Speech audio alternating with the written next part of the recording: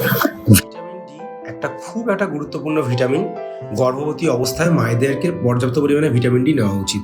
Vitamin D গর্ভাবস্থায় আপনার যে বাচ্চা, তার শরীরের অঙ্গ প্রত্যঙ্গ, তার হাড়, অস্থিমজ্জা, কিডনি, ব্রেন, বিভিন্ন রকম শরীরের বিভিন্ন পোর্শন তৈরিতে কিন্তু যথেষ্টভাবে হেল্প করে। প্লাস ভিটামিন ডি ঠিকভাবে নিলে আপনার কম ওজনের বাচ্চা হওয়ার রিস্ক কিন্তু অনেকটা কমে যায়।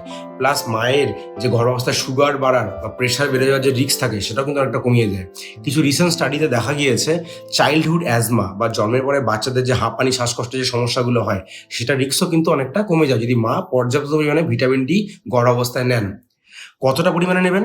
আগে বলা হতো 400 থেকে 600 ইউনিট করে নিলে যথেষ্ট, কিন্তু রিসেন্ট কিছু কনসেন্সাসে দেখা গেছে যে 1000 থেকে আপ টু 4000 ইউনিট অব্দি ভিটামিন ডি নিলেও কিন্তু সেটা যথেষ্ট উপকারী।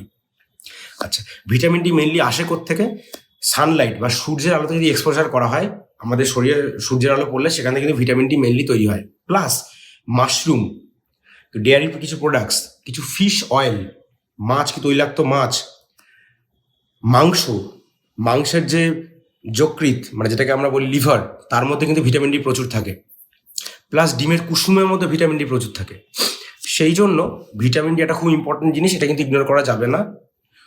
অলওয়েজ ডক্টরের সাথে কনসালটেশনে থাকুন। ভালো থাকুন, সুস্থ থাকুন।